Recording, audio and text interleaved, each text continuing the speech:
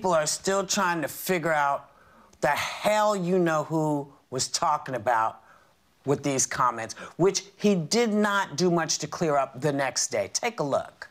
Supposing we hit the body with a tremendous, whether it's ultraviolet or just very powerful light, and I think you said that hasn't been checked, but you're going to test it. Then I see the disinfectant, where it knocks it out in a minute, 1 minute.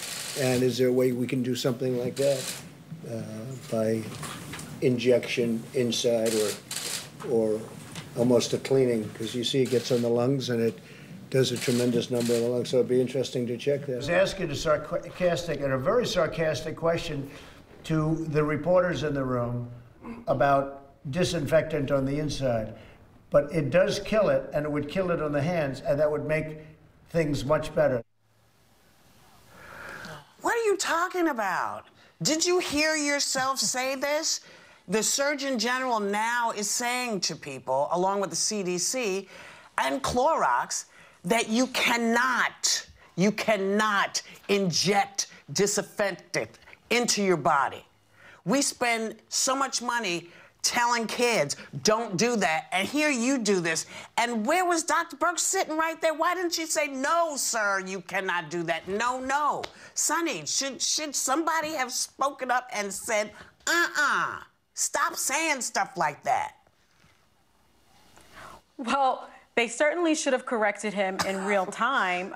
But, you know, I've been saying this from the very beginning. He should not be speaking the majority of the time at these press briefings. We know that he speaks 63% of the time, where Dr. Birx only speaks 10% of the time, and Dr. Fauci, who is the preeminent expert, speaks 10% of the time, but more important, 5% of the time, rather. But more importantly, Whoopi, I don't think that we should be airing these conferences in real time, because this is the danger. And you all know I've been saying it from the very beginning. Americans listen to the misinformation and the musings coming from this president at their own peril, because he says things like this. He muses about injecting people with disinfectant. Now, you know, you have calls that went to, I believe it was poison control centers. There were spikes in those calls in New York, Michigan, Maryland, and Illinois after that conference. So again, people listening to this president, their lives become endangered because of the information that he is putting out. And so, right, you know, the people that are flanking him are also complicit at this point, like the Dr. Birxes that aren't saying anything. No, which blew my face off. Joy, do you think he was being sarcastic or trying once again to be humorous? Does he realize that you can't wait a day for the punchline? Right. You know, I don't really think that he knows what sarcasm means. I taught, and you have to have a bit of a brain. Like, for instance, if I go like this, you know, Trump, he is really a stable genius. That is sarcasm, because it's the opposite of what I mean, okay? Now, when he says, is there a way we can do something like that by injection or almost a cleaning, sounds interesting. What is the opposite of that? There is no sarcasm there. To me, this is just another GOP sort of spin that he was only joking, it's only locker room talk, in order to save this guy's butt. Because, and by the way, if this Lysol thing works, try it out on Stephen Miller and Jared Kushner first. Let's see how they do before you tell Americans. It doesn't work on anybody. I know. I'm being sarcastic. Yeah, I don't know if people know the difference anymore. So that's why I'm just saying she's being sarcastic. She does not mean that.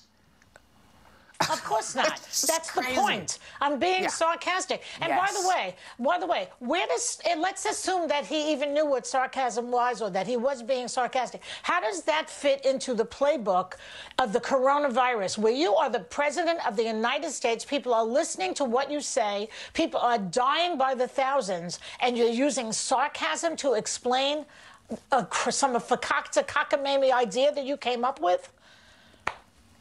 It's nuts. Megyn, you're not surprised by any of this, are you?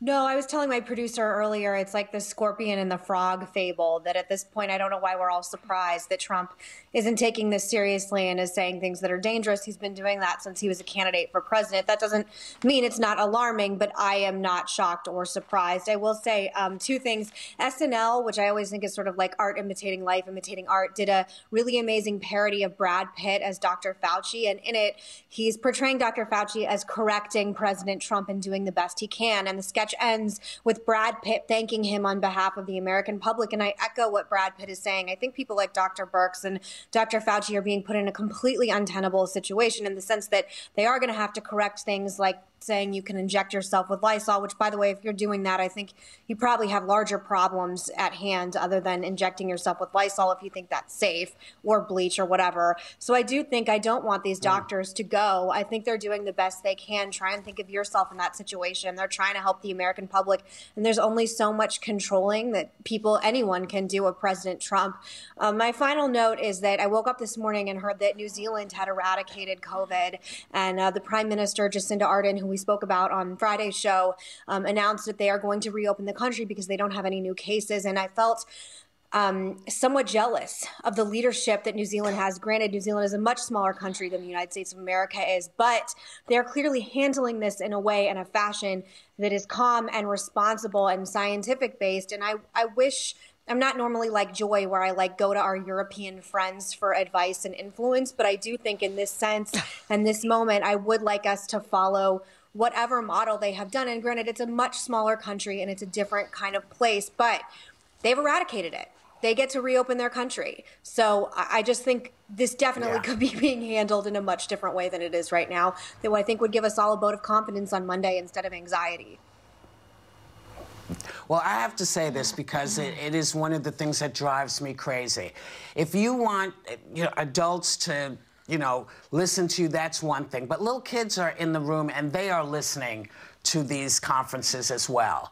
And that kind of information, I needed Dr. Birx to get up and say, no, sir, because it could have been respectful, but somebody needed to say, no, sir, no one can ingest bleach. No one. Yep.